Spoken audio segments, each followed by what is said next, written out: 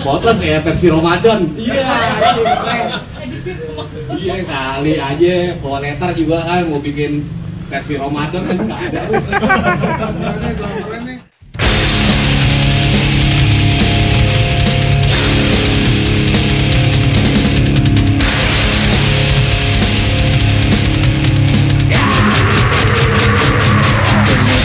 Kita talk show ini temanya apa sih? Bentar. Gimana, Mas? Gimana Mas? Selain talk show, terus ada apa lagi nih? Ya, ini kan ada sebenarnya kan kalau mundur sedikit rangkaian acaranya kan ada dua. Tanggal 23 sama tanggal 30. 23 dan tanggal 30. Ini sorry, tarik ke belakang lo dikit. Ini inisiasi siapa sih sebenarnya? Inisiasinya dari teman-teman sebenarnya. Jadi kan iya. Sebenarnya itu awal mulanya kan ada isu yang dilempar teman-teman dari Bandung terkait kondisi record label yang mengalami dead stock. Alias gitu. Lapakannya nggak muter. Iya. Cuma di situ aja ya. Iya, entah antara promonya yang kurang maksimal atau mungkin bandnya habis dirilis terus langsung bubar misalnya atau banyak hal lah atau rekornya bubar bandnya masih jalan itu masalah juga sih bukannya bandnya doang yang bubar jadi rilisan bukannya bandnya doang yang bubar rekornya bubar itu nggak jalan juga iya jadi ada banyak faktornya ya jadi banyak faktor. Terus di Bandung kemarin juga bikin acaranya fokusnya di distro Deot jadi label-label dikumpulin mereka jualan mayoritas rilisan-rilisan mereka yang numpuk nggak berputar stoknya ada sale ada obral segala macam. Nah karena ada kedekatan terus mereka istilahnya saya ngobrol sama teman-teman yang di sana terus kepikiran apa bikin juga ya di Jakarta ya karena kan label-label di Jakarta kan udah lumayan banyak Jabodetabek lah ya khususnya Mas ya.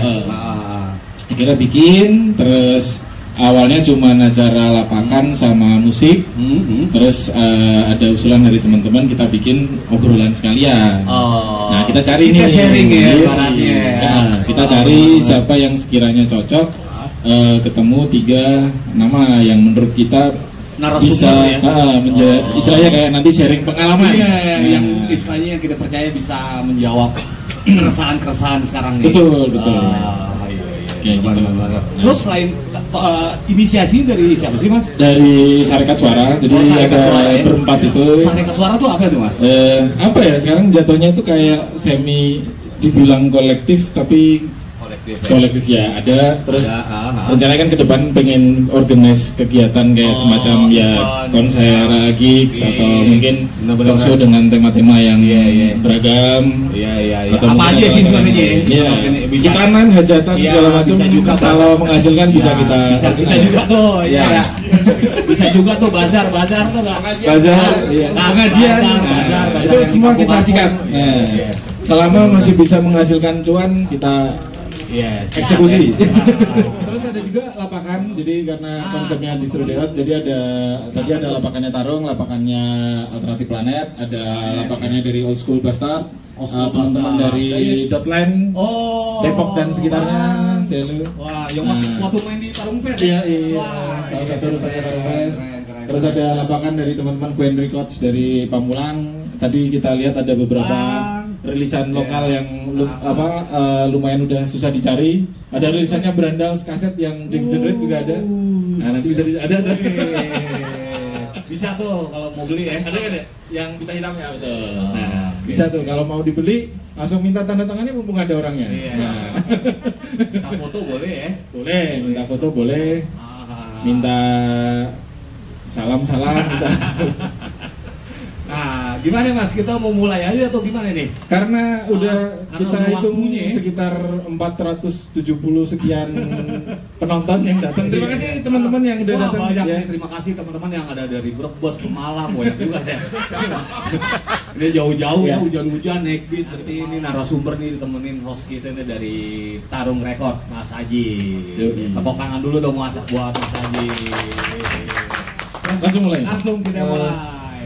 Teman-teman semua yang udah datang di acara ini, acara perdana dari Sarekat Suara, namanya Sarekat Suara Talks. Kita coba bikin beberapa kegiatan rencananya untuk yang pertama tanggal 23 ini, untuk yang kedua nanti tanggal 30 November di Pangpol 51. Acaranya ada showcase atau gig sama lapakan-lapakan juga. Jadi untuk yang Day 1 atau sesi 1 dari Sarekat Suara ini adalah Sarekat Suara Talks. Kita mau ngobrol-ngobrol, temanya adalah Deadstock Senjakala Label Independen. Jadi isu-isu deadstock yang sekarang ini kan lumayan banyak dihadapi sama teman-teman label ya. Jadi teman-teman label itu lumayan agak struggling di tengah kondisi ada rilisan digital dan lain sebagainya. Mungkin tidak yang menjadi menurunkan atensi orang untuk membeli atau apa segala macam, bisa jadi iya, bisa jadi enggak, bisa juga nantinya malah berjalan bersamaan. Nah, kita coba mengundang ada Mas Eka Anas dari The Brandals, founder dari Discuss Media juga ya, Mas Eka. Juga terlibat beberapa proyek kreatif di ranah musik, Zaga main bass. Terus yang kolaborasi sama penerbang roket, Axioma ya. Nah, sama mungkin lagi persiapan untuk solo album, Mas Eka. Nah, kalau udah pernah dengerin judulnya Selamat Datang apa Mas? Patah Hati. Selamat Datang Patah Hati itu mungkin bisa ngedenger kalau misalkan biasanya Mas Eka teriak oh yeah gitu di Brandals. Nah ini agak beda lagi. Mungkin ada oh yeah-nya tapi stylenya agak beda. Pakai logat Sunda. Oh yeah. Oh yeah. Nah ini Mas Eka Anas, kita beri aplaus dulu untuk Mas Eka Anas. Terus untuk narasumber kedua, ini bukan KKN karena kebetulan kakak saya sendiri. Oh ya harusnya nggak gitu ya, pura-pura nggak tahu ya. Nah ini perwakilan dari record label, ada dari Tarung Records. Dulunya adalah label dari Malang, fokusnya memang di ranah hardcore punk dan turunannya, metal dan sinis. Terus juga vokalis dari Neurosic dan Warhol ya, yang band terbarunya. Dia juga bekerja di ranah jurnalistik juga, pernah di inews.id, sekarang jadi jurnalis di beberapa media dan aktif di host untuk sesi interviewnya live IG di Tarung Records, kolaborasi sama Sotos dan beberapa yang lain. Nah kita sambut Mas Fajar Adityo. Selanjutnya yang terakhir ini kalau misalkan teman-teman yang suka death metal, nah ini kemarin kan kita sempat dibikin gempar dengan perilisan album Masters Personae ya Mas Yoga. Nah dengan berbagai macam aktivasinya, mulai dari kemarin bikin film pendek ya Mas, yang tayang di YouTube, nah itu terus disusul perilisan album sampai akhirnya yang nggak diduga teman-teman adalah tour di Eropa selama 14 hari 8 kota. Ya, nah, ini kita sambut Mas Yoga Gautama, aktif juga di beberapa media dan juga handle untuk gigs organizer ya Mas, yang Dangerous Organizer. Jadi kalau misalkan ada teman-teman yang itu handle band luar dan lokal semuanya. Kalau misalkan mau tur ke Jogja ya, base-nya di Jogja. Base-nya di Jogja, kalau misalkan ada teman-teman yang mau tur ke Jogja terus mau dibuatin acara, bisa langsung colek Mas Yoga Gautama dan teman-temannya. Nah itu kurang lebih itu perkenalan dulu dari beberapa dari ketiga narasumber kita. Nanti akan ada sesi tanya jawab dari teman-teman juga. Jadi kalau misalkan di beberapa menit terakhir ini kita punya waktu sampai sekitar jam 6 estimasi maksimal. Jadi nanti akan ada sesi tanya jawab, kita lempar ke teman-teman. Monggo kalau misalkan ada hal-hal yang pengen ditanyakan terkait bagaimana memaintain sebuah band, label, dan juga bagaimana sih untuk nantinya produksi dan juga distribusi dan lain-lain. Pertanyaan pertama kita sedikit flashback nih. Saya pengen nanya ke Mas Eka nih Mas. Kan kalau misalkan kita lihat di Brandal sendiri ya, kalau misalkan kita lihat 3 album awal itu kan dirilisnya oleh 3 label yang berbeda juga. Yang pertama Circus Record, terus yang kedua itu sama Warner. Bukan. Apa? Yang itu cuma titip edarnya. Oh titip edar. sama PlayStation Records. Oh, PlayStation Records. Oke, sorry. Nah, untuk yang ketiga itu dirilis sama Aksara.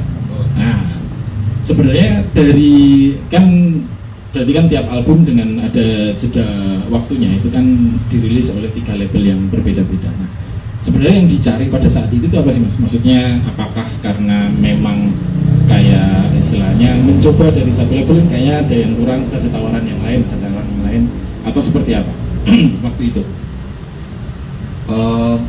Kalau waktu The Barnes mau rilis itu, basically sampai sekarang sih kalau mau rilis ya, satu hal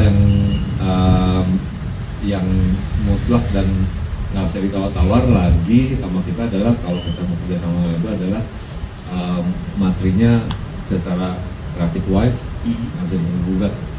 Jadi dan memang juga kita nawarinnya lebih buat labelnya juga nggak menyulitkan kayak dalam artian kita udah siap materinya dulu, rekaman duluan, jadi kita cuma master gua kalau bikinin dalam bentuk fisik.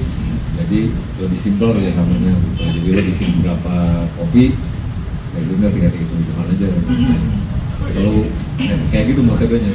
Sampai sekarang dengan yang Disaster Record sama Pita Hitam sekalipun untuk beberapa isu dan vinyl juga yang kemarin sama apa yang dari Pemda Lamunai Records itu seperti itu juga? Minjemin master istilahnya. Oh. Kecuali yang 2 album Barnes ya, yang album Peralis yang sama PlayStation sama Aksara Records sama yang ketiga juga ada yang keempat apa namanya Degenerate.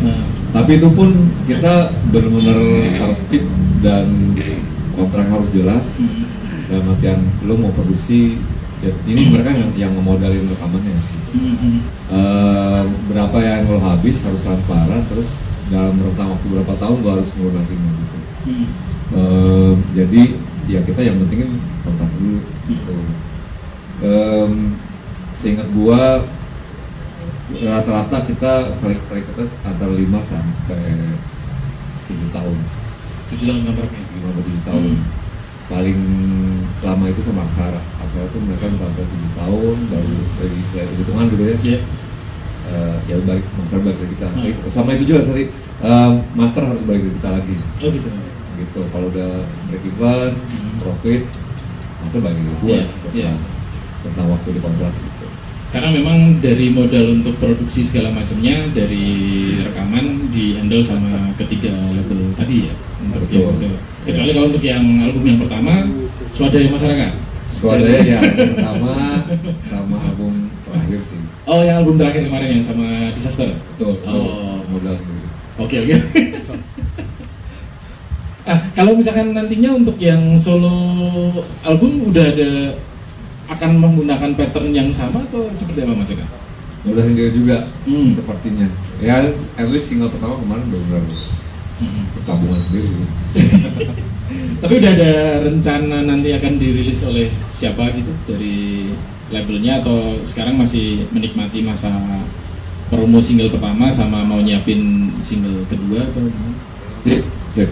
Belum sih, gue hal seperti itu nggak di-planningin sih ya, nggak direncanakan. Dalam artian mengalir secara organik itu terjadi aja, kita dapat capitalnya berapapun itu, nabung baru rekaman. Itu kenapa makanya album Paling Berbalas itu bisa butuh sampai 10 tahun untuk rilisnya. Kita basically reactivate lagi tahun 2017 kan, reuni lagi, lalu butuh waktu sampai 6 tahun untuk nabung dan rekaman dan kan kumpul satu album, karena memang selama itu untuk kumpulin modalnya. Nah, untuk Mas Yoga kan kalau kita lihat kan dari 4 album ya Mas yang dirilis ya.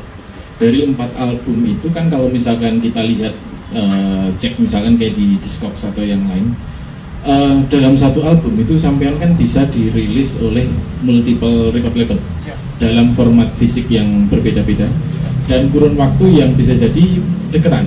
Jadi misalkan dalam waktu 2024 kemarin ini rilis Master Personae itu kan masih di handle sama Pulverize. Terus sudah mulai ada kabar Mas Tema Musik Jogja itu akan merilis dalam format kaset dan mungkin akan ada beberapa label lain yang rencana mau produksi dalam bentuk yang lain. Nah, Strateginya seperti apa Mas? Maksudnya memang kontrak di awalnya juga dari Exhumation memang tidak ingin terikat, atau memang ada strategi tertentu supaya kenapa istilahnya kan jadi satu materi tapi bisa dirilis label yang berbeda-beda, negara yang berbeda-beda, gimana Mas? Kalau untuk album 1 dan 2 kebetulan kami itu memang kontrak dari label yang Late Production di Jerman.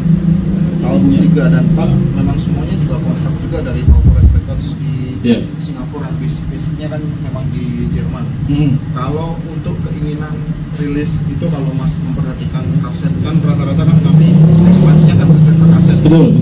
Nah itu karena memang dari label itu mereka tidak mengakomodir untuk rilis kaset. Oke. Karena memang segmentasi dari label itu mereka paham.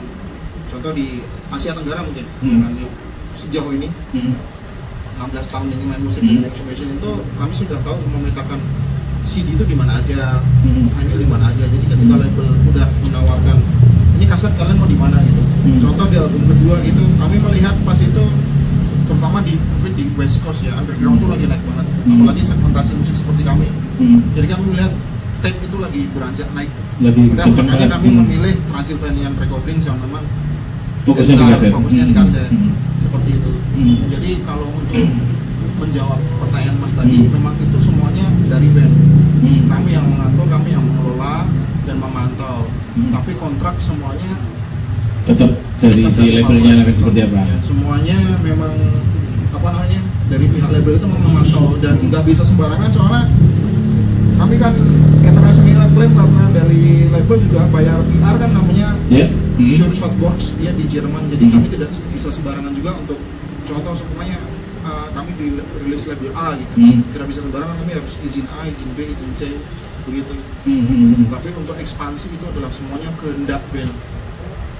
Jadi dari pihak labelnya akan harus mengakomodir kebutuhan dari bandnya seperti apa, win-win solutionnya seperti apa, dealingnya kayak gimana. Ya, dan semuanya udah terpetakan itu segmentasi penjualan, market share, market value, semua label udah pegang. Dan kami itu memang dari dulu, dari album 1, 2, 3, 4 itu penjualan kaset itu malah relatif lebih sell out dari pihak bandnya, bukan dari pihak label. Iya, begitu. Jadi kami udah tahu, entah kenapa kami tahu, karena mungkin karena nggak ada kayak semacam riset apa gitu-gitu Mas? Karena mungkin ini Mas, dari awal kami main musik saya sama Kunto, vokalis. Itu karena kami hobinya trading sangat primordial ways, sangat ancient ways banget. Jadi kami trading terus dengan teman di Florida, dengan teman di Eindhoven, Brussels dan segala macam. Kami tradingnya kaset, terus jadi kami tahu gitu dari surat-surat yang mereka kirim, surat elektronik ataupun surat fisik. Jadi kami tahu tuh penggemar kaset seperti apa ini. Jadi dari itu sih kami bisa baca pemetaannya dari itu gitu. Mana negara yang memang ini harus dibombardir dengan CD semua, vinyl semua. Dan ada intuisi dari saya di mana melihat semacam mungkin dari surat ini harusnya filenya ada di sini karena di sini. Jadi saya membaca itu aja. Dan sekarang tuh udah, yaudah kami tahu aja. Jadi ketika contoh kenapa di album 4 kami memilih Cyclopean Eyes production dari Bangalore India untuk rilis kaset, karena kami merasa musik Indonesia itu belum bisa ekspansi di Asia Selatan yang begitu mendalam, gitu. Karena menurut saya ini udah waktunya musik-musik seperti kami ekspansi ke sana. Ekspansi di Asia Selatan. Marketnya gede di daerah gede sekali. Gede sekali. Karena kenapa? Sekarang musik-musik di Asia Selatan tersebut yang segmentasi seperti kami, mereka larinya semuanya ke Jerman. Karena marketnya lagi di Jerman. Kalau nggak di Jerman, mereka pasti larinya di Texas dan Meksiko, Brasil. Kalau Mas baca itu, saya risetnya itu berdasarkan interview, saya ngobrol sendiri, surat elektronik, surat fisik, dikumpulkan sampai akhirnya sampai bisa memberikan kayak semacam analisa bahwa kalau misalkan ini dilempar kaset di daerah sini, kemungkinan responnya akan seperti apa? Responnya seperti itu. Jadi bahkan dia semacam rencana ke depan juga kami pikir itu semacam untuk perilisan. Ini kami sedang produksi split album. Kami merasa musik utamaan dari Asia Tenggara itu, Mas bisa mention lah dari zaman, dari yang paling tua dari Aborer, kemudian dari 80-an dari Temptation dan segala macam belum bisa apa ya namanya ya, melebur di Bay Area gitu loh. Makanya kami split album dengan band dari Bay Area, sahabat kami sendiri, dirilis oleh label dari Bay Area sendiri, Carbonase Record, yang mana Mas tahu track. Oh iya. Jadi kami selalu punya segmentasi sendiri. Itulah kenapa mungkin ada beberapa teman yang lain menganggap kami elit atau super type. Sebenarnya enggak, karena kami tahu, karena kami tidak mau rilisan kami itu cuma sekedar bersirkulasi di situ aja. Iya. Kami tahu harus kemana rilisan fisiknya. Dan pertanggungjawabannya untuk kan kemarin kan udah mempertanggungjawabkan Master Personae dengan tur ke Eropa. Ya. Selanjutnya akan di follow up dengan tur, ada rencana di Asia Selatan juga mungkin? Ada Asia rencana Selatan ke situ? sudah ada obrolan, tapi harusnya kami tahun depan di Asia Tenggara, terus kemudian harusnya di Oktober 2025 itu harusnya kami ke Amerika. Kami proses visa gitu, tapi nggak tahu yang di Amerika Serikat. Pun ketika gagal, kami udah di booking lagi ke Eropa, Skandinavia full dengan booking agent yang sama. Dan itu full berawal dari surat menyurat, trading, jejaring, dan surat menyurat, ya saya ketemu surat menyurat teman. Kami ketemu orang fisiknya itu di tahun 2017, tahun 2015, ketemu di Jogja, ketemu di sini, ngobrol, sharing. Nah, siap, menarik ini.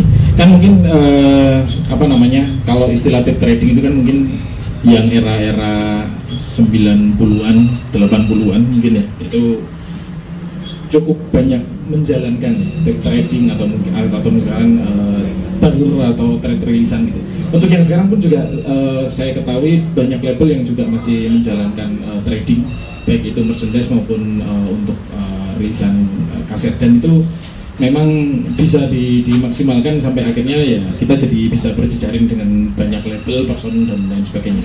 Kalau dari sisi label, Mas Fajar, kita kan pada apa namanya, pada prakteknya kan kerjasama antara label dengan band itu kan selain ada jumlah royalti yang disepakati, itu kan ada kayak semacam benefit yang ditawarkan gitu kan. Kayak tadi misalkan Mas Eka cerita, pokoknya rules yang dipegang sama dia adalah ya itu tadi, kayak misalkan materi ada di bawah kontrolnya dari band ya Mas Eka, untuk nantinya Mas Teo juga akan balik lagi. Jadi bukan yang kan sekarang kita sering mengetahui bahwa ada sebuah band yang kita tanya, kita pengen ngerilis ulang, ternyata nggak bisa karena masternya jadi hak miliknya si label. Nah kalau misalkan dari Mas Yoga sendiri kan dia sudah mencoba membantu memetakan kepada si labelnya bahwa rilisnya nanti akan produksi dalam format ini di daerah ini, level yang ini dan sebagainya. Nah kalau misalkan Mas Fajar dari selaku label nih Mas, selain ketika nantinya kontrak disepakati, terus benefit apa lagi sih sebenarnya yang bisa ditawarkan dari label kepada band yang sudah dijalankan oleh Tarung Record saat ini? Kalau dari Tarung Record selama ini sih kalau untuk masalah kontrak ini sebenarnya fleksibel, masih memakai kontrak tahun-tahun mungkin awal tahun 90-an yang masih era hardcore punk. Jadi kita nggak mengikat, jadi lebih kerjasamanya lebih ke pertemanan dan tidak ada kayak apa dan tapi dengan profesionalitas yang dimana kita memberi berapa jumlah yang akan dirilis dan semua dua belah pihak itu mengetahui dan gitu. Nah untuk benefit yang diberikan mungkin kita membantu dari selain promosi juga ya, mungkin kita juga membantu dalam organize ataupun untuk kayak membantu dalam segi promotor. Kita juga berjejaring dengan beberapa teman-teman di kota untuk membantu promotor mereka seperti itu. Jadi mungkin sejauh ini itu yang bisa kita lakukan selain benefit dari royalti itu sendiri. Gitu. Nah kalau misalkan dari katakan udah sign dengan label gitu Mas, sebenarnya dari si bandnya sendiri itu pertanggungjawabannya seperti apa sih? Maksudnya ketika dari Tarung Record sudah memberikan benefitnya, nantinya akan ada royalti, mungkin nanti akan dicarikan gigs misalkan, atau mungkin akan dibantu untuk beberapa yang lain. Sebenarnya kalau misalkan dari Tarung Record sendiri, pengennya dari si band itu dia nanti akan, lu harusnya kayak gini, seperti ini, ada kontrol ke situ nggak atau gimana? Kalau kontrol sih mungkin yang kalau udah aktif ya, rata-rata untuk pemilihan kita itu mencari band yang memang aktif di komunitas, aktif di kolektif, dan jadi kita udah tahu mereka akan mau kemana. Jadi bukan karena kita referensinya ke pemilihannya karena itu, tapi ya memang keaktifan itu sangat penting. Nah, kalau mereka yang masih belum dan bingung, itu biasanya kita discuss untuk bagaimana seperti jalannya mau kemana. Jadi ada pengarahan dari kita. Kalau misalkan untuk misalkan pada pelaku bandnya itu pekerja semua, ya kita set weekend tour gitu. Jadi lebih fleksibel dalam diskus antara label sama band gitu sih. Jadi jadi bukan yang terlalu mengikat banget, tapi dari segi band juga harus ada tanggung jawabnya juga. Tanggung jawab juga untuk membantu label itu sendiri dalam promosi juga. Selain kita juga pastinya akan posting ataupun untuk membantu promonya itu sendiri juga. Jadi pekerjaan dua ini ya, maksudnya nggak cuma dari label aja yang bekerja, tapi dari band juga melakukan aktivitas baik itu di media sosial atau yang lainnya gitu, tour atau apa gitu.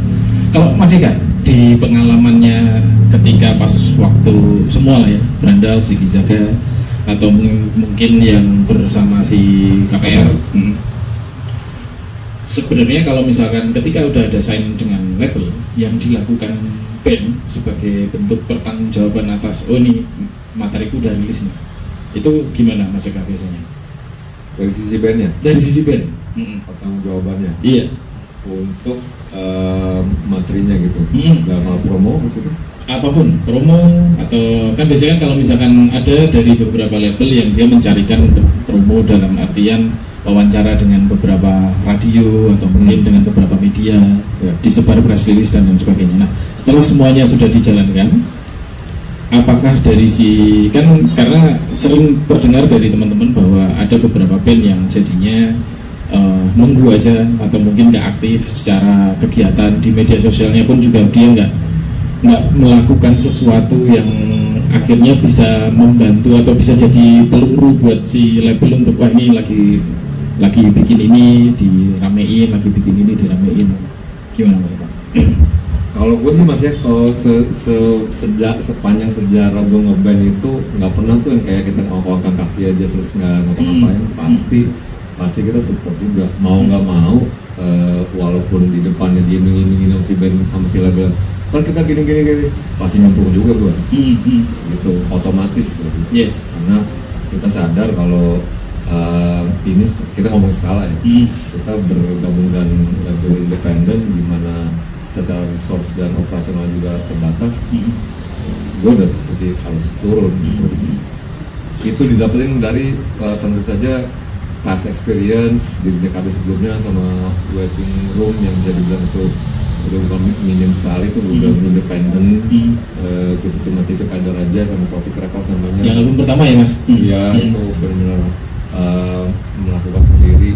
Pun ketika mereka ngerilis album kedua, walaupun gue ikut nggak bersinggungan langsung, tapi mereka dirilis sama Independent Records, which is sub labelnya dari Aquarius. Yeah. Mereka udah major label. Kita ngatur kerja lagi nih. Sama aja lo capek.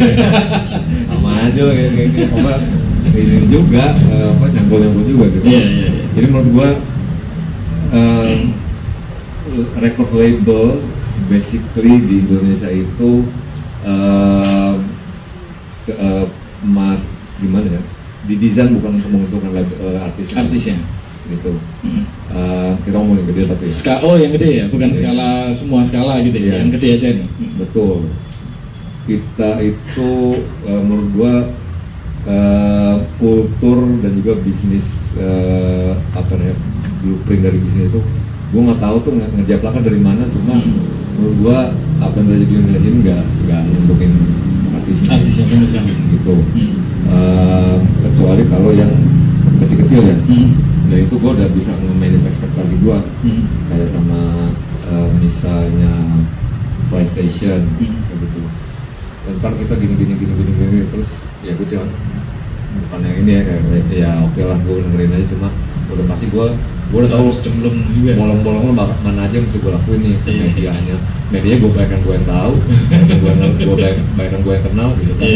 Jadi udah diperkirakan gitu masalah manage ekspektasi aja. Tapi yang lumayan proper itu waktu itu sama si PlayStation karena mereka akhirnya berhasil bisa kerjasama sama Warner untuk distribusi nasional sama Asal Records gitu. Dimana Asal Records itu banyak teman-teman dari skena yang memang kenal sama orang-orang medianya, jadi banyak tertolong di situ. Tapi sisanya sendirian ikutan, dan gue nggak menyesali dan nggak sedih juga karena kenapa itu knowledge juga buat kita. Gue jadi banyak network, gue jadi banyak kenal orang, ya kayak gitu tadi sama labelnya sama anak maternal gitu misalnya, ya banyak kenalan gue.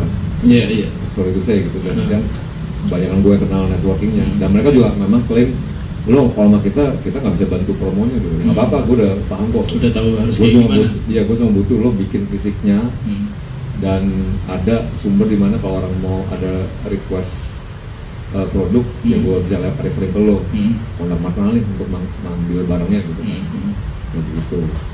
Tapi sepanjang gue ngeband, gue mungkin nggak seberuntung Mas Yoga gitu yang bisa koresponden keluar gitu, pertama nggak ada waktunya, juga nggak ada resource-nya.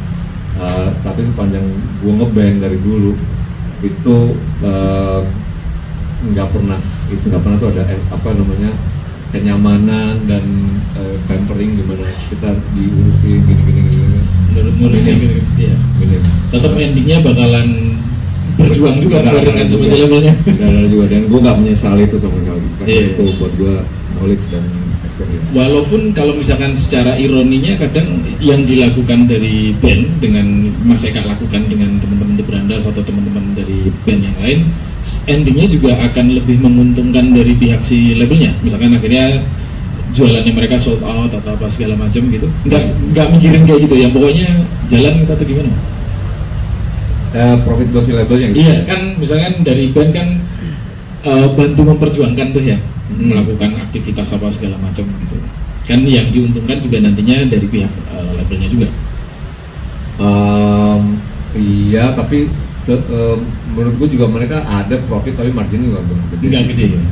Juga karena mereka juga yang tahu kalau yang di rekrut tuh ada band-band independen kayak kita gitu. Jadi mereka juga pasti out of apa yang passion aja gitu kan. Gue seneng band lo, mari sini gue bantu gitu. Sebenarnya menurut gue musisi-musisi kayak Brandas dan yang terutama berkecimpung di ranah independen itu setengah gila ya mas. menurut gue kayak gitu, nggak ada profitnya menurut gue. Yang gue lakukan sekarang mungkin sekarang ada beberapa band yang cukup beruntung bisa dapat menikmati profit secara finansial gitu, cuma itu bisa dihitung jari. Tapi kalau menurut gue kalau lo berkesadaran penuh untuk beraktivitas atau berprofesi di musik dan mengharapkan profit dari situ sebagai profesi, itu setengah gila menurut gue.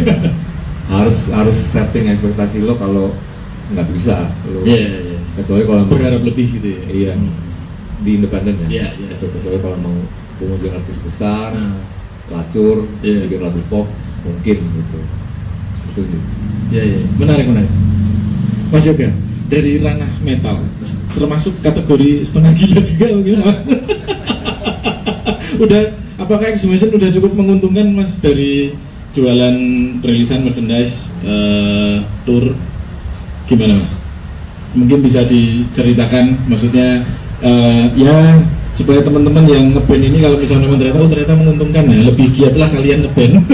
Tapi kalau misalkan ternyata ya setidaknya ada bahan-bahan untuk perenungan, gimana mas Yoga? Definisi menguntungkan tuh agak rancu ya bagi kami ya. Soalnya sampai sekarang saya juga belum umroh. Saya belum kesampaian umroh gara-gara main musik sih. Belum kesampaian. Saya masih ingat saya bentuk exhumation itu ya ingin saya itu hanya investasi saja. Investasi bukan untuk legasi tapi secara spiritual aja. Saya butuh kala itu saya butuh satu wadah, satu source untuk mengekspresikan diri. Ini setelah 13 tahun band berjalan, akhirnya saya ingin butuh satu hal untuk mengeksplorasi diri. Udah begitu aja. Jadi perkara untung atau tidak itu jelas gila. Udah bukan setengah lagi. Jelas gila. Cuman ada saja jalan kami karena memang klise ya, tapi emang kan metal itu kan community based dan segala macam. Tapi memang ya kami bisa jalan-jalan ke sana, ke jalan-jalan ke sini gitu. Semuanya ke Eropa dan segala macam. Semuanya itu dari rilisan fisik, pure dari rilisan fisik, dari rilisan fisik dan dibantu disokong oleh merchandise juga, dan promosi juga disokong oleh tim PR-nya, tim promotion dari label juga. Jadi memang semuanya saling membantu, saling menyokong.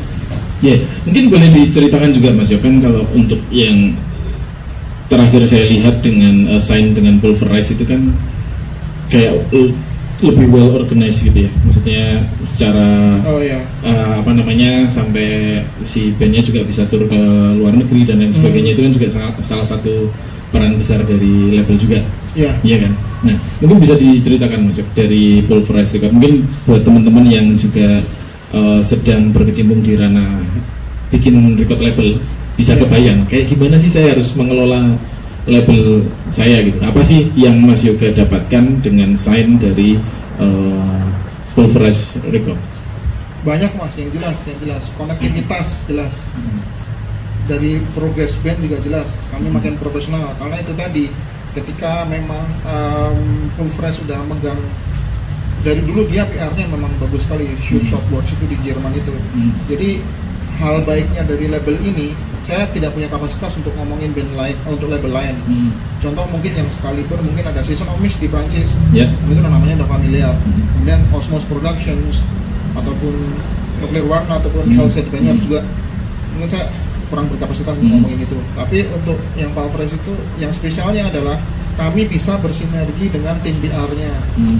Contohnya kami bisa minta semuanya channelist dari media yang kalian ingin kirim mana aja, boleh kan minta listnya. Udah artinya saya berarti korespondensi dengan turunannya medianya itu.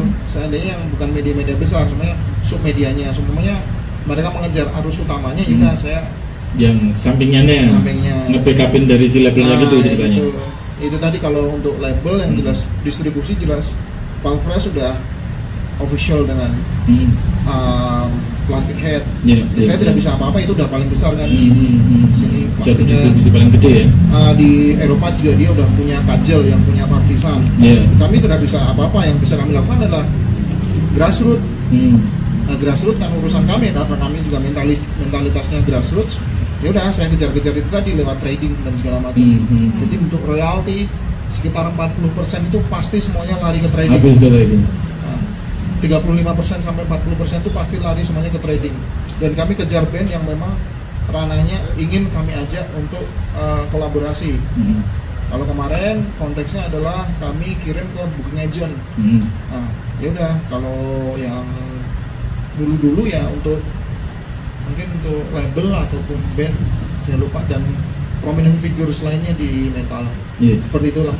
Lumayan berarti Mas, dari 40% trading ke luar negeri, berarti ya sampai ngambil margin keuntungan dari royalti yang berhasil terjual, ditabung, disisihkan untuk nantinya ngirim lagi barang-barang ke luar negeri. Nah, baiknya kalau untuk trading kayak gitu. Kalau sama Pulverize izin, Pulverize mau nanggung. Karena dia tahu magnitudenya ketika memang barang ini sampai di sana. Jadi kami menjelaskan, saya telepon, sampai saya samperin ke Singapura, saya menjelaskan bahwa seperti ini. Ketika kami mengirim ke sini, itu nanti bakal seperti ini efeknya. Ini bakal monopoli gitu loh. Jadi semuanya ditanggung Pulverize. Mungkin awal-awal jelas lah. Dana pribadi. Pasti putar kan. Cuman nggak pernah pinjol. Oh iya. Jadi terus komputer kebetulan. Iya. Bantu juga. Mas Yoga pasti banyak menghabiskan waktu jam-jam malam di depan internet gitu. Iya, pasti ya. Begadang. Karena personel juga beda, jadi jamnya kebalik. Oh, total berapa Mas rilisan yang udah terjual dari Master Persona?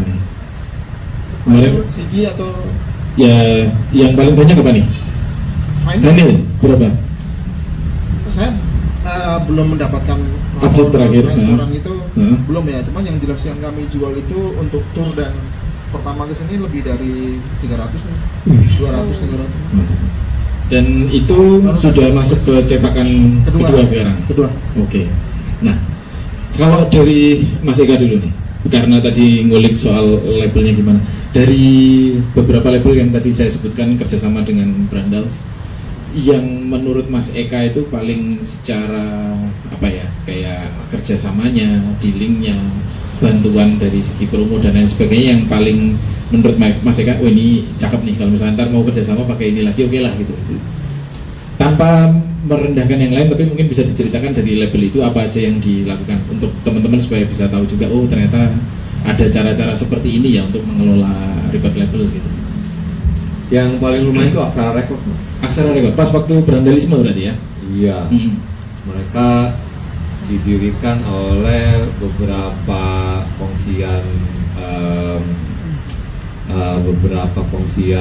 pemodal besar.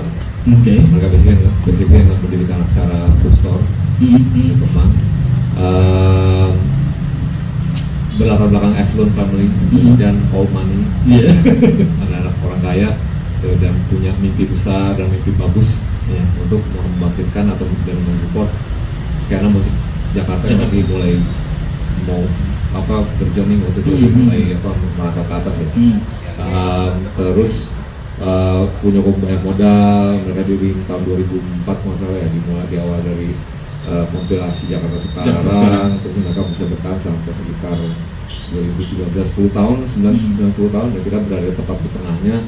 Dan Brandas itu adalah salah satu band yang di sign pertama mereka. Di bawahnya ada Adams, ada White Shoes, ada Mas Orek gitu.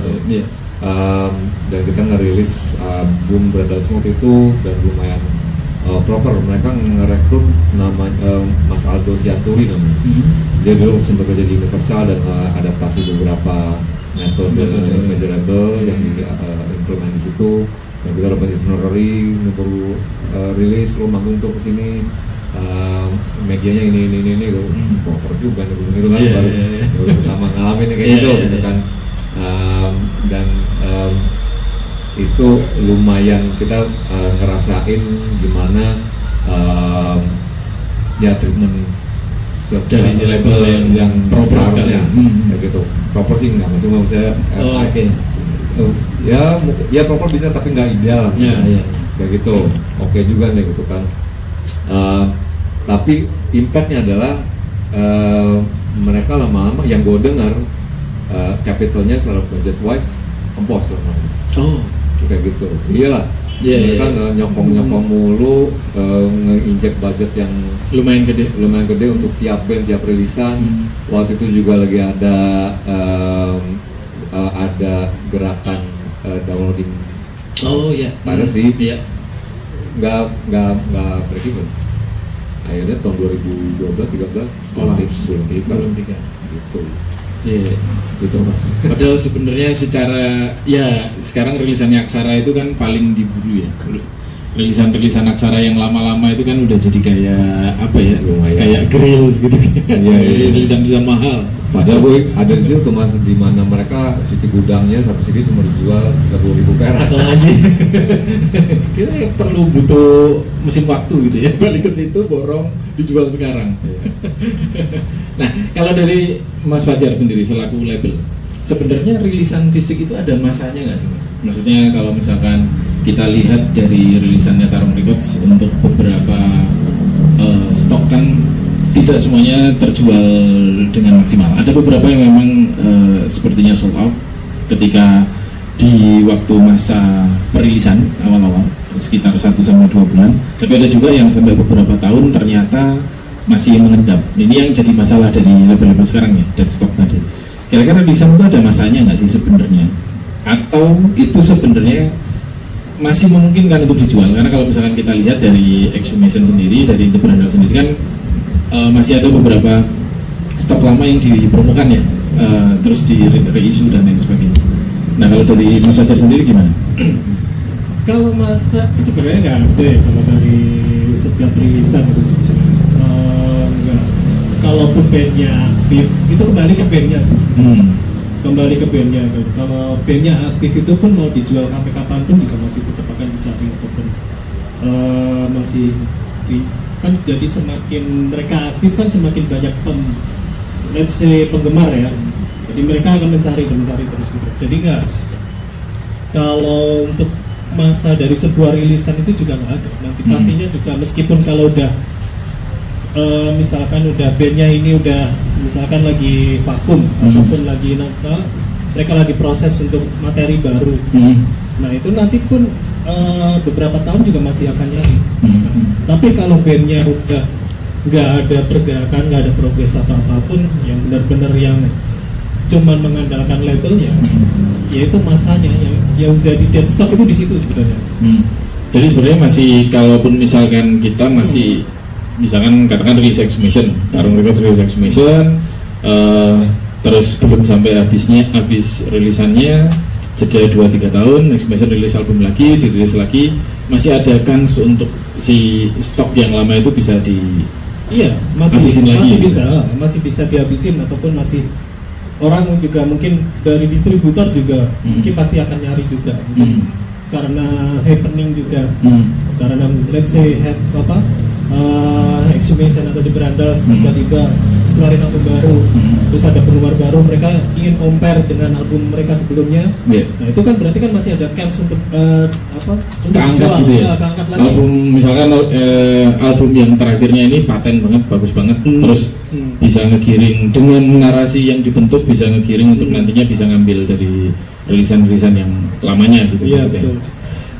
Seberapa penting sih, tadi kan menyinggung soal distributor ya. Seberapa penting sih distributor sebenarnya baik dari untuk menyebarluaskan si rilisan fisik tadi gitu, baik itu kaset, CD, kaset maupun merchandise. Karena kalau misalnya kita lihat sekarang, terkadang keluhan dari beberapa distributor yang pernah saya dengar adalah mereka itu mendapatkan margin keuntungan yang relatif kecil sebenarnya. Jadi kalau dari segi label, seberapa penting sih sebenarnya kalau misalkan untuk distributor, terus bagaimana strategi kalian supaya bisa mendapatkan distributor yang banyak untuk nantinya bisa memperluas jaringan penjualan, gimana? Kalau kita flashback ya, Tarung sebelum kita pindah ke Jakarta untuk perusahaan bekerja ya, dan kita membawa Tarung ke Jakarta, balik lagi ke Malang dulu itu sangat penting untuk sebuah distribusi ya. Kalau di Malang dulu kita struggling banget untuk bisa memutarkan ataupun membawa sebuah satu rilisan untuk bisa terdistribusikan, itu sangat struggling banget. Karena dari daerah juga bisa satunya, terus mungkin juga karena beberapa distribusi juga mungkin masih ya, bisa dibilang picky, jadi pilih-pilih.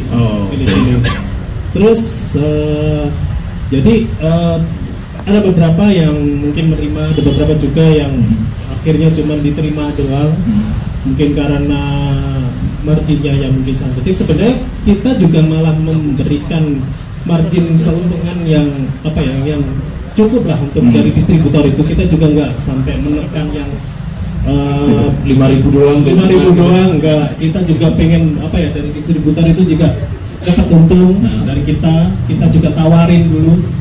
Kita mau nitip nih rilisan A ini ke distributor dengan sekian, keuntungan buat distributor sekian. Kalau misalkan mereka bisa nambah lagi enggak, ya kita kasih. Kita enggak kita pokoknya sama-sama untung. Dari kita juga udah terkalkulasi juga bahwa ya segini sudah cukup untuk kita untuk bisa untuk next release gitu. Cuman karena yang menjadi dead stock adalah kadang-kadang dari distributor itu sendiri kita kalau misalkan kita butuh sowan ataupun kita butuh pelonungun, misalkan butuh kenalan, Nah, dan distributor sendiri juga kadang juga nggak mendisplay dengan ataupun mempromosikan. Oh, ini untuk yang barang-barang titip jual ya? Barang titip jual, diputus ya? diputus. Kalau diputus kan mereka kan udah kita menawarkan dan mereka tertarik. Memang mereka akan jor-joran supaya cepat laku. Dan itu sangat membantu kita dengan apa ya? Jadikan mereka akan kita jadikan semacam kayak band dealer gitu. Kalau untuk kota Jakarta kamu bisa dapatkan di sini, kalau di Bandung dapatkan di sini. Jadi semua yang tahu band ini ataupun semua yang nyari rilisan tarung dia udah tahu titik-titiknya mana. Nah, untuk yang titip jual ini kadang juga kita nggak terdisplaykan dengan ataupun nggak terpromosikan dengan baik. Jadi kan bahkan kita mungkin pernah titip itu juga beberapa rilisan juga. Nggak usah disebutkan ininya. Ditaruh di gudang, nggak terdisplay atau sama sekali ya. Bahkan kita nyari loh mas, ada yang DM kita, saya nyari kok nggak ada. Nah kita kan ya udahlah itu ya dari kita ya udah kita retur aja, kita ambil gitu.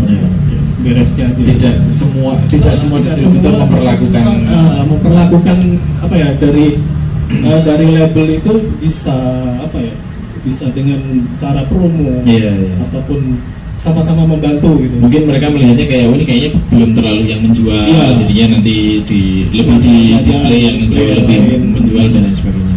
Nah itu juga sama juga dari teman-teman label juga gitu, dari teman-teman label lain itu juga sama mendapat apa ya kayak mungkin juga mengalami cerita yang sama kayak gitu. Tidak kejadian hanya di Tarung tapi juga beberapa label yang lain juga sama gitu. Oke. Ini ada hal yang menarik juga ya dari exhumation kemarin. Nanti pas waktu sebelum perilisan Master Personae itu kan Mas Yoga kan menghubungi beberapa rekan baik label maupun individu yang memang berminat untuk menjualkan. Jadi ada kayak broadcast yang nanti akan mendapatkan itu maksudnya bisa diceritakan Mas proses itu. Menurut saya itu Mas Yoga ini bukan label tapi band, tapi cukup apa ya, cukup jeli dalam membidik sasaran target, bahwa kalau aku ngajak beberapa label atau beberapa teman-teman yang dia juga berani nantinya entah itu ngambil wholesale atau mungkin dipromoin aja laku 1-2 ya nanti bayar dengan harga yang miring dan lain sebagainya, itu gimana Mas? Bisa diceritakan? Itu menurut saya sesuatu hal yang menarik dan nggak banyak dilakukan oleh band-band yang lain. Mungkin ada tapi ya menurut saya Exhumation cukup lumayan getol dalam mempromokan waktu itu. Sebenarnya itu sudah saya lakukan sebelum-sebelumnya Mas, broadcastnya, cuman mungkin beda metode aja karena sekarang WhatsApp lebih mantap ya. Alasannya sebenarnya sudah saya mention tadi, udah saya sebutin. Jadi memang karena saya tahu Palfresh ataupun tim PR-nya nggak mungkin tiba-tiba kontak rekan saya di Tulungagung. Mau nggak ada language barriers di situ dan segala macam, makanya ya itu menurut saya adalah tugas saya. Tugas saya itu tadi dan vokalis saya gitu. Area mana atau wilayah mana, kawasan mana atau manapun yang memang belum tersentuh oleh si PR-nya tadi, oleh pihak label itu kami lakukan di Indonesia. Dan sekarang kami juga punya benefit lagi karena vokalis saya di Jepang kan. Jadi bisa melakukan hal yang serupa juga. Jadi kalau dia di Osaka atau di Yokohama, yaudah ya saya di Indonesia full, karena saya memang merasa saya tidak mau, karena Exhumation sempat mendapat label kan, band ini elit dan eksklusif dan segala macam. Sebenarnya belum dari orang lokal sini atau yang sini. Karena memang melihatnya karena mungkin kami dari dulu dianggap anti asing karena dari album 1, 2, 3, 4 kan, karena dan segala macam. Akhirnya yaitu membuka cakrawala baru, cakrawala pemikiran baru di mana memang tidak seperti itu. Argumen itu tidak kurang tepat, tepat. Ya memang harus elit tapi kurang tepat. Nah, kalau elitnya memang mulia harus seperti itu. Kemudian ya udah akhirnya kami merasa karena teman-teman yang di daerah kami nyebutnya quote-unquote satelit itu belum mendapatkan kesempatan yang sama kayak teman-teman di Bandung ataupun di Jakarta. Kan saya di Jakarta dan Jogja kan saya bolak-balik. Ya udah akhirnya saya memutuskan itu dengan bahasa sedemikian rupa kami kurasi. Ya udah Ada beberapa list di. Iya, itu hampir tempat-tempat itu sampai Aceh. Iya, betul. Makassar, semuanya Mas. Karena memang dan itu postingannya masif banget di satu waktu itu ya. Itu sangat masif. Semuanya posting. Sangat masif, dan karena saya melihat di sini itu demand-nya lebih ke merchandise, saya mulai dari merchandise dulu. Ya kan? Ya, dari betul. merchandise dulu, dan dari merchandise pun saya tidak menawarkan sama sekali kaos ini warna apa. Iya. Tapi saya lebih ke ini siapa orangnya dan apa yang dia lakukan. Karena ya saya masih bisa apa ya, mengemas exhumation di situ gitu. Kami tidak mencoba berjualan di sini gitu loh. Nah, ya, kami sharing karya orang yang artis siapa aja kan, kami tahu juga kan. Nah, jadi seperti itu Mas. Seperti itu. Kami mulai dari merchandise dulu, dan merchandise juga kami dari siapa itu artisnya. Baru di situ saya mulai infiltrasi lebih mendalam. Saya coba, oh yaudah, kami udah rilis 4 album loh Mas.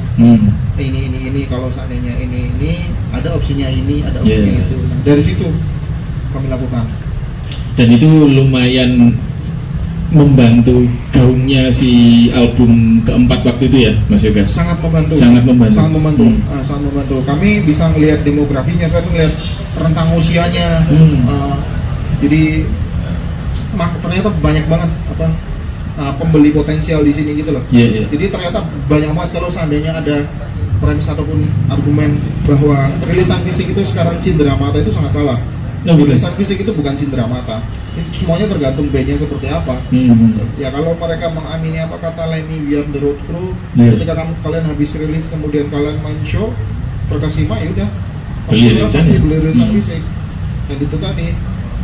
Karena pengen lebih mengapresiasi bandnya, pengen didengerin secara rutin, khidmat dan lain sebagainya, dibaca covernya. Band yang nggak laku mungkin terlalu melacur, mungkin bisa bisa dalam konteks metal, apalagi segmentasi saya gitu, mungkin bisa. Tapi kalau dia bisa mengemas dirinya sendiri eksklusif dan berbeda dengan yang lain, saya pasti laku. Karena bukannya gimana-gimana, kami tidak pernah mengalami untung dalam bahasa apapun, tersendat dalam mendistribusikan rilisan fisik, karena kami ya percaya aja. Kami soalnya kolektor juga, saya dan vokalis saya kolektor juga, dan saya tahu cara membeli, cara trading seperti apa. Udah tahu titik-titiknya mana yang harus disasar. Dan saya pun mendapatkan broadcast yang sama, saya daftar semua kan, mailing address label-label. Jadi saya tahu, saya belajar dari situ. Makanya saya juga sempat kerja dengan label juga. Makanya saya sekarang juga kerja pro bono, menulis review untuk majalah di Jerman juga. Betul. Ya karena itu on purpose semuanya. Saya pengen tahu seluk-beluknya gimana. Cuman sayangnya memang segmentasinya sangat sempit untuk band metal aja. Seperti itu. Iya, menarik. Brandal sendiri kan punya toko ya, Mas Eka. Tahun ini ya, buka toko di Santa di bulan Mei kalau nggak salah ya. Dari awal Februari. Nah, berarti kan dari Brandal sendiri kan juga cukup melek dengan pendistribusiannya yang dipegang sendiri. Nah, kalau misalkan yang dari toko Brandal sendiri mengalami kondisi dead stock juga nggak Mas Eka? Kira-kira? Kan produksinya juga. Kalau saya lihat kan mayoritas merchandise ya. Iya. Kalau merchandise itu beda kasus ya. Ini sesuatu itu produk yang memang daily use, yang dipakai buat baju, dan gue yakin juga pasti diamini sama band-band lain kayak merchandise memang apa ya, sifatnya continue. Kalau memang habis pasti ada yang gitu, pasti demand lagi, karena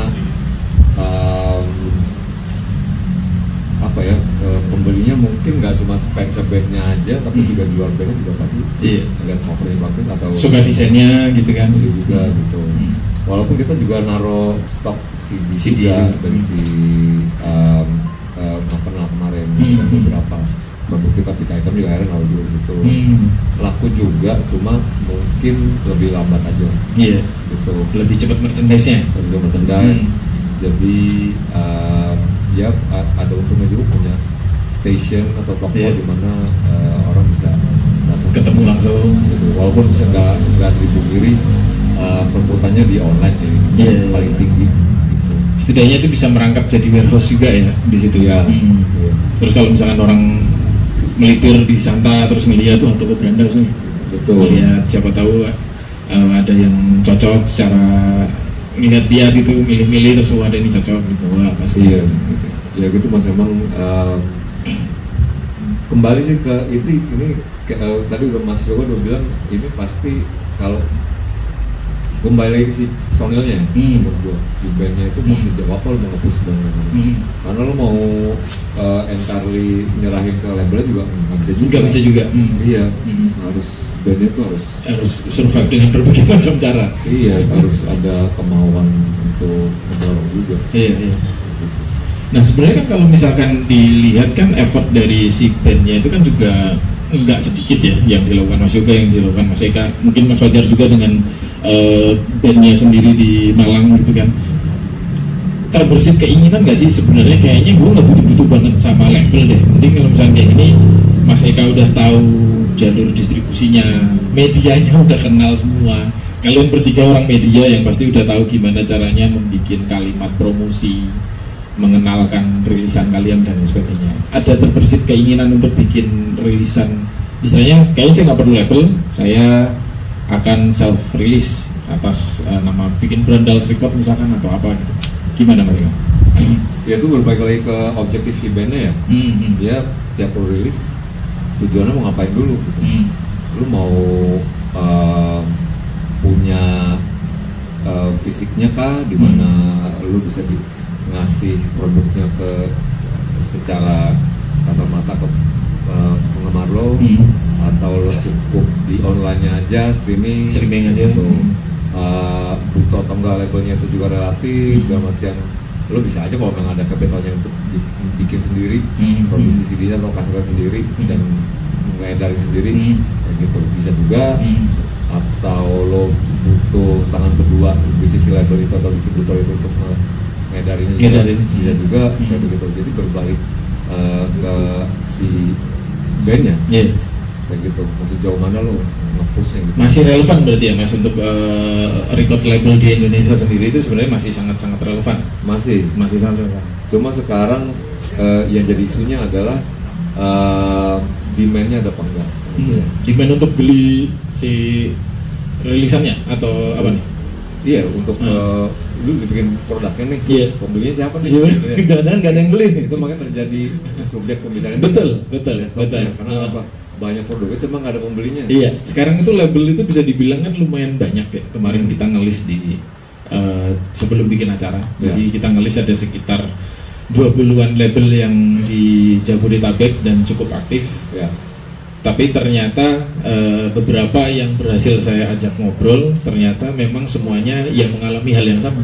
Iya. Sepi nih, rilisan sepi banget. Rata-rata bilangnya gitu. Karena menurut pelaku musik ini yang bukan kesalahannya, tapi menurut gua missnya adalah mereka nggak melakukan riset dulu. Maksudnya dia nggak melakukan riset dulu kan. Siapa pembeli ini, marketnya di mana, temennya siapa gitu. Cuma menurut gua kalau pelaku industri independen di Indonesia ini enggak melakukan riset secara mendalam tentang siapa pembelinya, kayak gitu. Bermodalkan passion, gotong royong, pengen membantu teman, ayo sini gue berdirisin. Cuma setelah jadi kebingungan. Jualnya siapa? Gitu. Iya, seharusnya menurut gue di era yang udah secara ekonomi kesulitan ini, apalagi dengan kabinet pembangunan sekarang, gue jamin bisa lebih sulit. Itu harus riset banget sih sebelum rilis, sebelum lo sign band siapa gitu, lihat dulu background bandnya, fanbase-nya, produknya apa enggak, aktif apa enggak bandnya, gitu. Jadi at least kalau bandnya aktif, lo bisa setengah kerjaan lo bisa dilakuin. Betul, iya. Gitu. Betul. Jadi harus hati-hati banget sih. Jadi, apalagi sekarang ini kembali ya, bukan gue ngejelek-jelekin pemerintah sekarang. RUU permusikan yang kemarin kita udah perjuangkan 2019 itu pelan-pelan mau diimplementasi lagi. Gue tergabung dalam sebuah grup WA namanya Suara. Di situ ada semua nama-nama besar pelaku musik dan juga orang-orang pemerintahan ya. Itu mereka udah mulai masukin kayak, udah dibikin kayak ijazah pemusik, kayak nama siapa, ada pemusiknya, ijazah gitu. terus di-upload di situ. Wah, selamat ya lo dapet ijazah. Gue bilang, anjing gue mesti dapat ijazah juga nih. Masih kan nggak dapat. Makanya di situ tuh langsung ada perdebatan gitu dari musik-musik gue. Oh, jadi nih ya ijazah kayak gitu. Kayak begitu loh, wacana-wacana yang dulu kita perjuangkan pelan-pelan diem-diem kayak nggak ada update, nggak ada apa, tiba-tiba nanti akan dimunculin lagi gitu. Iya, dulu kan yang kita perjuangkan itu kan ada poin-poin pasal-pasal karet yang kayak nanti penjualan akan dipajakin, lirik lagu atau yang bermuatan akan protes bisa kena diminimalisir ya, proses hukum. Itu pelan-pelan mau diimplementasi. Iya, ini jadi kayak apakah nantinya Exhumation akan berlirik sopan? Malah yang aja. Ya nanti bisa jadi topik diskusi selanjutnya mungkin Mas Eka. Ini menarik. Terima kasih informasinya. Kalau dari secara label sendiri Mas Fajar, tadi kan semua beberapa band yang aktif ini kan memang cukup mempunyai kapabilitas mengerti pangsa pasarnya, mengerti bagaimana dia harus mengemas rilisannya secara produksi. Juga ada beberapa band yang ceriwis banget, pokoknya harus gini, harus itu, apa segala macam gitu. Nah, secara kasat mata kita bisa melihat bahwa si band ini sebenarnya udah bisa bikin produksi sendiri, rilis sendiri, apa segala macam gitu. Apakah itu menjadi challenge tersendiri bagi label sampai akhirnya harus meningkatkan ya apa yang bergening position untuk ke bandnya supaya band masih bisa tertarik untuk nantinya dirilis, diproduksi atau yang lain, gimana?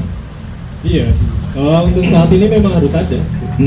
Jadi semua orang itu bisa merilis band ya, bisa merilis materinya sendiri atau mendistribusikan sendiri. Tapi kayak Mas Eka tadi bilang ya sejauh mana gitu Pak, sejauh mana. Dan kalau dari saya label ya kita harus punya bargaining system yang harus beyond dari band itu sendiri. Jadi kita punya penawaran dari setiap perilisan itu kita tawarin seperti apa.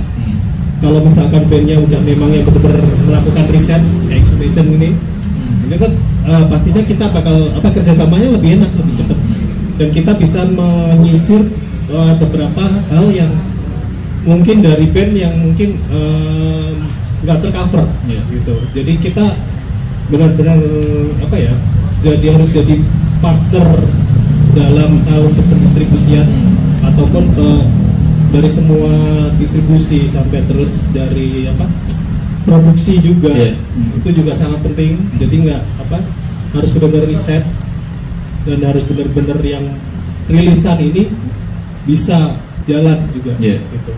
Menarik ya, hampir semua dari narasumber kita kan membicarakan soal riset gitu kan, dan ini memang mungkin bisa jadi masukan yang bagus juga buat teman-teman sekarang yang akan membikin band, sudah bikin band atau sedang menjalankan record label, bahwa sebenarnya ini juga contoh dari informasi. Mungkin saya sedikit ngasih informasi. Ada teman saya yang dia aktif di ranah scene musik noise, jadi yang noise eksperimental, yang mana kita kalau misalnya Mas Yoga ngomong metal itu segmented kecil, nah ini lebih kecil lagi, kecil lagi. Siapa sih? Maksudnya nggak semuanya orang mendengarkan musik noise gitu kan.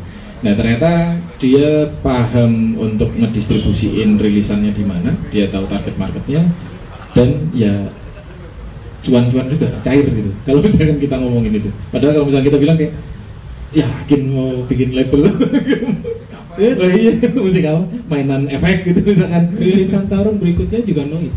Iya. Kita menemukan bukan menemukan market di situ enggak, tapi kita menemukan komunitas yang ternyata bisa jalan kan. Dukungan. Kenapa? Jogja banyak. Iya. Solo, Samarinda, Kalimantan, dan supportnya itu bagus. Jejaring mereka pun juga sampai ke luar negeri juga.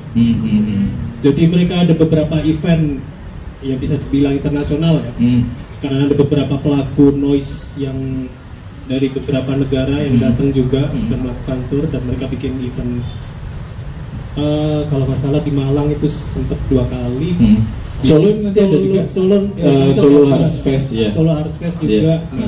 Berarti Desember itu udah kalau bilang segmented, dan itu pun segmentednya mungkin 1/4 atau 1/3, tapi ya ada. Jadi dan itu, mungkin karena kecil jadinya lebih militan kali ya sebenarnya. Mungkin sekupnya nggak seluas genre lainnya juga, tapi di situ udah dari supportnya itu yang kita benar-benar sasar nih. Jadi kita lanjut dulu sampai azan, kita break sebentar. Selesai azan kita lanjut sesi tanya jawab, habis itu selesai karena Mas Eka juga ada acara lain. Nah, jadi kita break dulu azan. Kenapa kita nggak coba bangkitin rilisan fisik nih dengan bikin satu segmen di channel kita itu Loud and Review. Ini ternyata pusing juga mencoba mengejawantahkan kami, karena musik menurut saya harus menjadi misteri seperti itu. Saran nggak misalkan promonya apa aja sih yang harus dilakuin label gitu? Nah, ini beli rilisan fisik, lihat live-nya dulu atau dengar audionya dulu sebenarnya?